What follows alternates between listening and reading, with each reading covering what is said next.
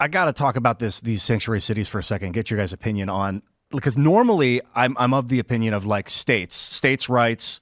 Feds, don't tread on me, back off, get out of my state, let me govern how I want to govern in my state. If California wants to legalize marijuana, I don't want the DEA kicking the door down because of some stupid federal law.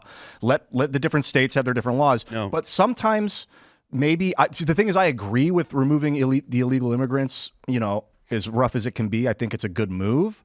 But I still value states' rights. Why are you shaking your head, Phil? Because constitutionally, the Constitution gives the power to the federal government to take care of immigration.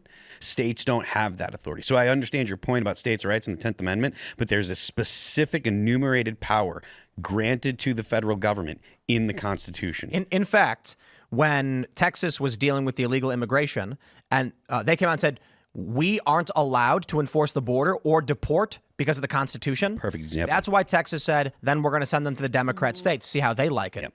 Meanwhile, California then says to the federal government, we're actually not going to let you even enforce immigration. Yeah. And therein lies the problem. So I'm Lone Star in Texas, where they've been spending millions of dollars, independent organizations. I had the privilege of touring the border earlier this year. They're spending millions of dollars on their own to catch, detain, and deport the illegal immigrants that are coming into Texas. And I asked them, the sheriff, I was like, are you going to get that money back? And they're working now to try and sue the federal government to get reimbursed because the federal government's failing to protect their citizens on the border. On principle, I agree with you. And I like when it comes to the 10th Amendment and when it comes to states' rights, I do agree with you. But when it comes to certain specific things that are enumerated in the Constitution and that are specifically reserved to the federal government, those things should be it's correct for the federal government to have precedent, to have a primacy over that. It's just there's what they call the supremacy clause. Things that are in the Constitution that are given to the federal government take supremacy over any federal thing. So anything in the Bill of Rights,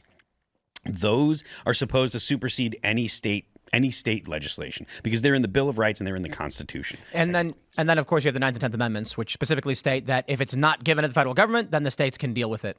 So there is an argument over how the supremacy clause will play out with things like you mentioned, marijuana in California, and largely the states just do what they want. Mm-hmm. But immigration is specifically the federal government. Yeah, because there's no, just like Tim said, there's no law in this Constitution that gives the federal government the right to regulate marijuana. What about like alcohol and firearms? ATF, for instance. So the ATF is unconstitutional on its face.